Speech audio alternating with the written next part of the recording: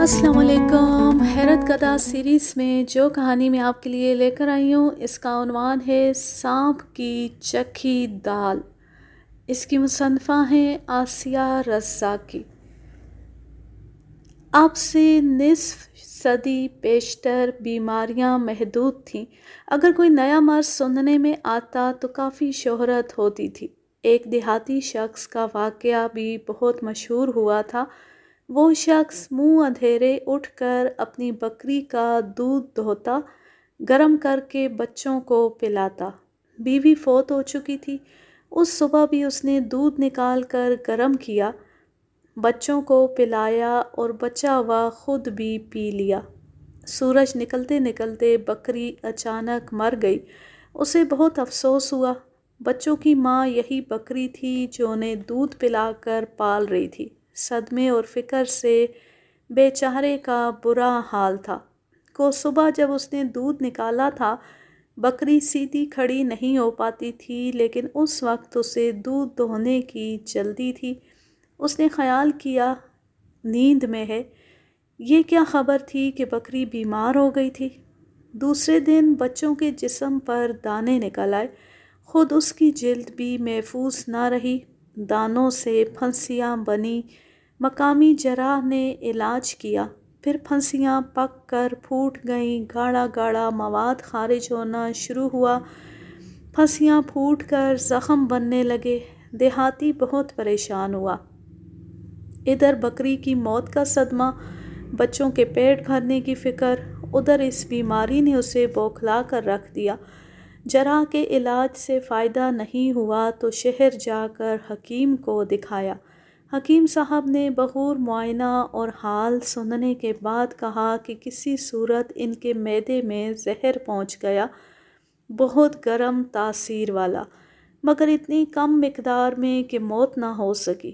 بہت سے سوالات کے بعد آخر نتیجہ یہ نکلا کہ بکری جسے بیمار سمجھا گیا تھا دراصل سانپ کے کاٹے سے مری تھی، اور شاید چند لمحے پہلے ہی سانپ نے بکری کو ڈسا تھا کہ دودھ میں زہر کا ہلکا سا اثر ہوا۔ شاید سانپ بہت زیادہ زہریلا نہیں تھا، ورنہ بکری فوری طور پر مر جاتی۔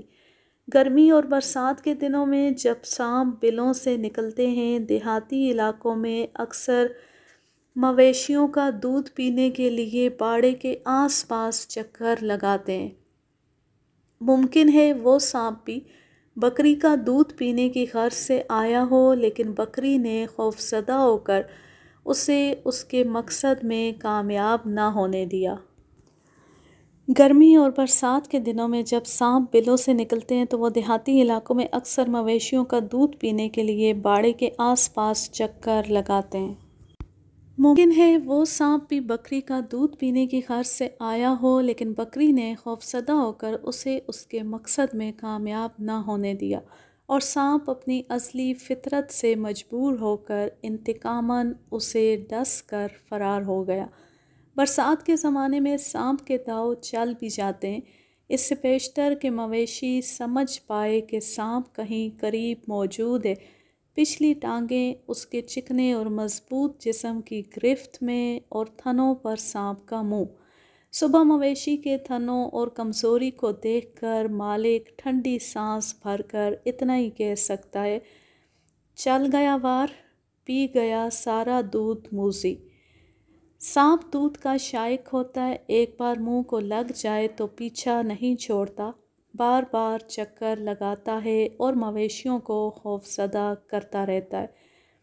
مگر کیا وہ صرف مویشیوں کا دودھ پیتا ہے؟ انور صاحب فارسٹ میں ایک اچھے عہدے پر تھے۔ انہوں نے جنگل میں ایک چھوٹا سا خوبصورت مکان بنوا لیا۔ خالص لکڑی کا یہ مکان گو ان کی ذاتی ملکیت تو نہ تھا، لیکن انہیں اس مکان کی تعمیر کے سلسلے میں گورنمنٹ سے خصوصی اجازت لینی پڑی تھی۔ ان کی وسیع خدمات کے صلے میں مکان بنانے کی اجازت مل گئی تھی اور وہ اپنی بیوی کو لے آئے۔ دراصل انور صاحب کے والدین حیات نہ تھے۔ ان کی بیوی کے ساتھ بھی یہی مسئلہ تھا۔ وہ بیوی کو شہر میں تنہا کس طرح رہنے دیتے؟ مکان بن گیا تو آباد ہو گیا۔ شروع میں ان کی بیوی کو جنگل کے ماحول سے بہت دہشت رہتی، جنگلی جانوروں کی آوازیں رات بھر جگائے رکھتی۔ پھر وہ کچھ عادی ہو گئیں۔ جنگل میں بجلی نہ تھی، تیل کے لیمپ چلتے تھے جن کی مدھم روشنی سے کچھ روز الجھن ہوئی۔ پھر وہ اس ملکجے اجالے کی بھی عادی ہو گئیں، لیکن اکثر راتیں وہ خوف و دہشت کے عالم میں گزارتی۔ سائیں سائیں کرتی تیز ہوا جب لکڑی کی دیواروں سے ٹکراتی ایک شور سا ہوتا۔ کھڑکیوں سے سر ٹپکتی، جھنجھلاتی، دستک دیتی ہوئی بارش کی رم جھم میں کوئی حسن تھا، نہ آواز میں لطافت، خوف، محض خوف۔ قسم قسم کے جانور مل کر شور مچاتے، لڑتے جھگڑتے، پھر اچانک خاموشی چھا جاتی، ہیبت ناک خاموشی۔ دل دہل جاتا، اعصاب کشیدہ۔ پھر جب وہ ایک بچی کی ماں بن کر شہر سے، اسپتال سے دوبارہ جنگل میں داخل ہوئیں تو کچھ بچی کی مصروفیات، کچھ ممتا کی دلیرانہ قوت، عرصے تک انہیں جنگل کے پراسرار ماحول کی پرواہ۔ لیکن ایک روز جب ایک جنگلی چھچھوندر نے بچی کے پالنے میں گھس کر کچھ سونگھنا شروع کیا تو وہ یہ منظر دیکھ کر چلا پڑی۔ انہوں نے انور صاحب سے شکوہ کیا کہ انہیں بچی کی پرواہ تک نہیں ہے، اگر چھچھر کی بجائے کوئی ریچھ گھس آیا۔ پھر وہی جانوروں کا شور اور روئیں کھڑے کر دینے والی پراسرار خاموشی، جھینگروں کی جھائیں جھائیں، مینڈکوں کی ٹر ٹر، بھیڑیوں کی غراہٹ، گیدڑوں کی چیخیں، اور پھر خاموشی، خوفزدہ راتیں، بے چین دن۔ بچی کی حفاظت کے لیے وہ رات دن جاگتے جاگتے بے خوابی کی مریضہ بن گئیں۔ انور صاحب نے بہت سمجھایا کہ اگر اتفاق سے کوئی چھچھوندر کمرے میں آ گئی تو اتنا پریشان ہونے کی بات نہیں۔ گھر کے باہر نوکروں کے خیمے ہیں، کچھ مزدور بھی رات دن آس پاس ہی رہتے ہیں۔ بالآخر شہر کے ڈاکٹر کا علاج شروع کیا گیا۔ ڈاکٹر نے انہیں خواب آور دوائیں دیں۔ اس سے ایک فائدہ ہوا، نیند خوب آتی اور جسم تھکاوٹ کا شکار نہ ہو پاتا۔ لیکن کچھ عرصے بعد ہی انہیں محسوس ہوا کہ گو وہ رات بھر بے خبر سوئی رہتی ہیں، لیکن صبح جسم ٹوٹ رہا ہوتا۔ بچی صبح انہیں چیخ چیخ کر جگاتی، دودھ اپنا ہی پلاتی تھیں، لیکن اب وہ کچھ کمزور ہوتی جا رہی تھی۔ رات کو نیند کے نشے میں وہ اسے دودھ تو ضرور دیتی تھیں، مگر کب وہ پیٹ بھرنے کے بعد انہیں چھوڑتی، اس کی انہیں خبر نہ ہوتی۔ وہ خود بھی کمزوری محسوس کرنے لگی تھیں، خصوصاً صبح سویرے جاگنے کے بعد جسم میں سنسناہٹ سی ہوتی، اور یہ بات ابھی کچھ دن سے ہی محسوس ہو رہی تھی۔ انہوں نے ڈاکٹر سے پوچھا کہ کہیں یہ نیند کی گولیوں کا اثر تو نہیں؟ ڈاکٹر نے انکار کیا، تسلی دی اور کچھ ٹانک طاقت کے لکھ کر دیے۔ دوا کے باوجود کمزوری رفع نہ ہوئی۔ صبح وہ بچی کو دودھ دیتی تو اس کا پیٹ نہ بھرتا اور وہ روتی رہتی۔ دودھ بڑھانے کے لیے وہ بادام پستے کھاتی، دودھ پیتی، لیکن رات کو بچی بھوکی رہتی۔ اگر وہ رات بھر دودھ پیتی تو صبح اتنی بھوکی کیوں ہوتی تھی؟ اگر نہیں پیتی تو دودھ کہاں گیا؟ کمی بھی نہیں تھی، بلکہ فاضل دودھ بہتا رہتا، قمیص گیلی رہتی۔ پھر بچی صبح روتی کیوں تھی؟ انہیں رات کو سوتے میں محسوس ہوتا تھا کہ بچی کل بلائی۔ انہوں نے اسے دودھ دیا، وہ پیتی بھی تھی، پھر وہ کہاں جاتا تھا؟ انہوں نے انور صاحب سے ذکر کیا، کافی فکر مندی کا اظہار کیا۔ بچی ابھی بہت چھوٹی تھی، انہیں فکر تھی کہ ان کی کوکھ میں دوسری روح تو پرورش نہیں پا رہی۔ ڈاکٹر کو دکھایا، مگر ان کا وہم غلط تھا۔ اس رات مچھروں کی یلغار تھی اور گرمی بھی تھی۔ انور صاحب اپنا پلنگ برآمدے میں لے آئے۔ کمرے میں ان کی بیوی خواب آور دوا کے زیر اثر بے خبر سو رہی تھی۔ برآمدے میں باہر کی فضا کا اثر تھا، ٹھنڈی ٹھنڈی ہوا اور ستاروں کی مدھم روشنی۔ وہ جنگل کے ماحول کے عادی تھے، اچانک شور، اچانک خاموشی، مدھم سرسراہٹیں، پروں کی پھڑپھڑاہٹیں۔ مگر اس وقت جو اچانک سناٹا ہوا وہ جنگل کا نہیں، خود ان کے گھر کے اندر تھا۔ ابھی کچھ دیر پہلے جھینگر چلا رہے تھے، اب ایک دم خاموشی۔ باہر جنگل میں وہی شور تھا، وہی بھاگتے جانوروں کے قدموں کی آہٹیں، وہی سرسراہٹیں۔ وہ دبے قدموں اٹھ کر اندر آئے۔ لیمپ کی سنہری روشنی میں ان کی بیوی کا چہرہ چمک رہا تھا، بچی پہلو میں لیٹی کلبلا رہی تھی، آس پاس وہی سناٹا۔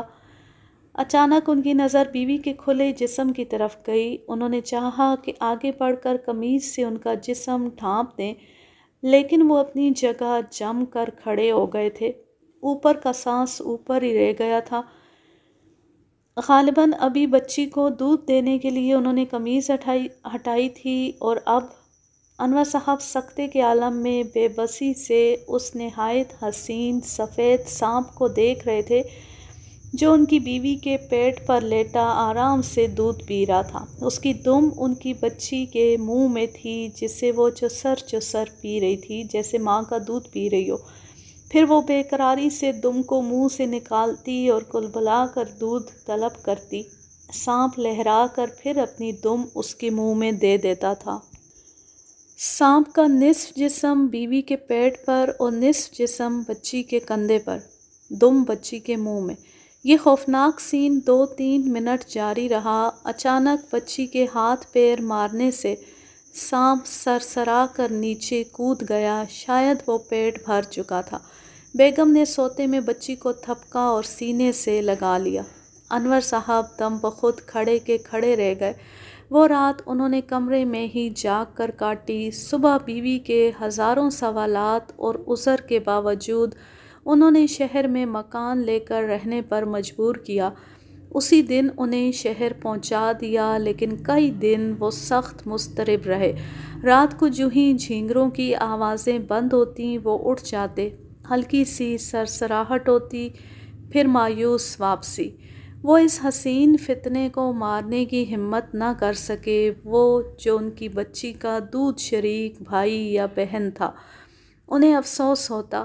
پھر نوکروں نے دیکھا کہ رات کو جو دودھ کا پیالہ صاحب لیتے ہیں وہ صبح انہیں خالی ملتا ہے، لیکن صاحب کبھی وہ دودھ پیتے نہیں، اس لیے کہ انہیں دودھ ہضم نہیں ہوتا۔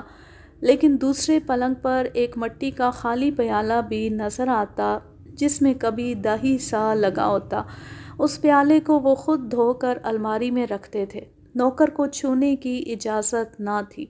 انور صاحب کے تصور میں ان کی بچی آتی جو رات بھر بھوکی رہنے کی وجہ سے کمزور ہو رہی تھی۔ کیا اس کے دودھ شریک کو بھوکا رکھنا انہیں گوارا تھا؟ وہ تو دودھ کی خوشبو پر آتا تھا، اور اب پیالے سے اٹھتی ہوئی خوشبو اسے بلاتی تھی۔ انہیں یہ بھی گوارا نہ تھا کہ پیالہ زمین پر رکھ دیں، بھلا جو ان کی بیوی کے جسم سے لپٹ کر دودھ پینے کا عادی ہو اسے سخت زمین کیسے پسند آئے گی؟ اس لیے پیالہ ہمیشہ ان کی بیوی کے بستر پر رکھا رہتا۔ دودھ پلانے والے مہربان آقاؤں کو زہریلے سانپ نقصان پہنچاتے ہیں یا نہیں، اس کی تصدیق نہیں ہو سکی، شاید کسی نے تحقیق ہی نہیں کی۔ ویسے یہ خطرناک زہریلے جانور بھی کبھی کبھی انسان کے کام آ جاتے ہیں، ان کو خطرات سے بچانے میں مددگار ہوتے ہیں، لیکن ہر عمل میں خدا تعالیٰ کی مصلحت اور قدرت ہی نظر آتی ہے۔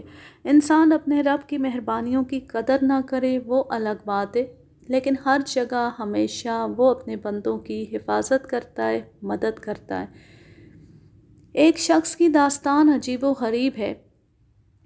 اگر وہ زندہ ہے اور مضمون پڑھ سکا تو اس کی تصدیق ضرور کرے گا۔ فرض کیجئے اس کا نام اسلم ہے، تو اسلم کو برص کی بیماری ہو گئی، لیکن برص بے ضرر قسم کا مرض ہے، جبکہ اسلم کے جسم پر برص جیسے سفید داغ تھے اور ان داغوں میں سخت سوزش۔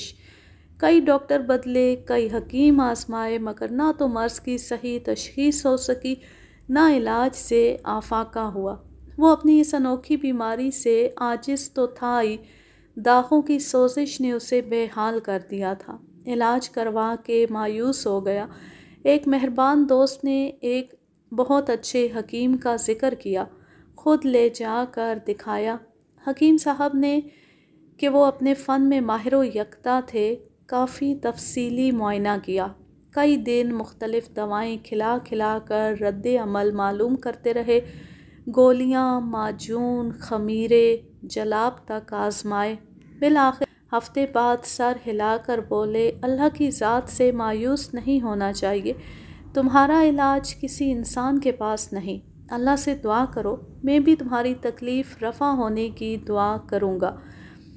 حکیم کے جواب سے اسلم دل برداشتہ ہو گیا، زندگی بوجھ معلوم ہونے لگی۔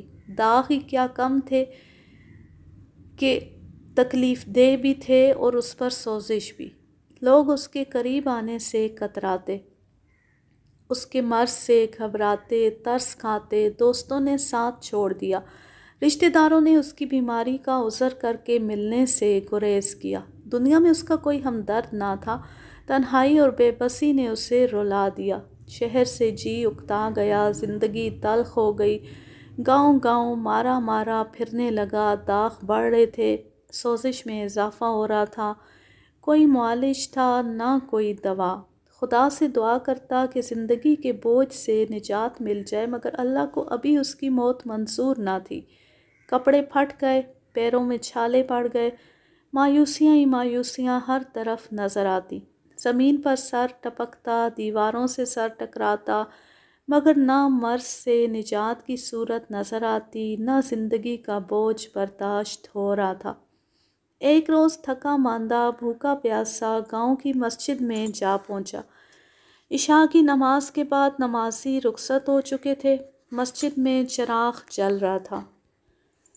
ملا نے اسلم کی خستہ حالی دیکھی تو ہمدردی کی، کہا میاں بھوکے ہو؟ وہ بھکاری نہ تھا مگر چپ رہا۔ ملا نے دوبارہ کہا، ایک شخص کھانا لایا تھا، وہاں میز پر رکھا ہے، کھا لو۔ ملا تو سونے چلا گیا، اسلم بھی تھکا ہوا تھا، پڑھ کر سو گیا۔ آخر بھوک سے بے چین ہو کر اٹھا، چراغ بجھ چکا تھا، ٹٹولتا ہوا میز تک پہنچا، اندازے سے ہاتھ مارا، پلیٹ میں روٹی تھی، دال بھی وہیں تھی، ٹٹول ٹٹول کر کھانا کھایا۔ عجیب سا مزہ تھا، دال نہیں شاید کوئی اور چیز ہے۔ پیٹ بڑا ظالم ہے، جو کچھ بھی تھا اس سے پیٹ کی بھوک مٹ گئی۔ عرصے کے بعد پیٹ بھر کر کھانا کھایا تھا، وہیں سجدے میں گر کر شکر ادا کیا اور پھر سو گیا۔ صبح ملا کے جگانے پر اٹھا، وضو کر کے نماز پڑھی اور دوران نماز ہی اسے احساس ہوا کہ سوزش میں کمی ہے، بلکہ بالکل بھی نہیں ہے۔ اللہ سے اپنی صحت کی دعا مانگی، رو رو کر گڑ گڑا کر فریاد کی، دل کو عجیب طرح کا سکون ملا، آسودگی۔ سوزش کے خاتمے نے جینے کا حوصلہ بیدار کر دیا، زندگی پھر سے عزیز ہو گئی۔ موت کی دعا مانگنے کی بجائے زندگی اور صحت کی دعا مانگی۔ جب ذرا روشنی ہوئی تو یہ دیکھ کر حیران رہ گیا کہ وہ پہلے جیسا بے داغ جسم لیے کھڑا ہے۔ بار بار ہاتھ اور پیٹ کھول کھول کر دیکھتا، ملا سے تصدیق کرواتا کہ جو کچھ وہ دیکھ رہا ہے عالم بیداری ہے، اور کیا ملا کو اس کے جسم پر کوئی داغ نظر آتا ہے یا نہیں۔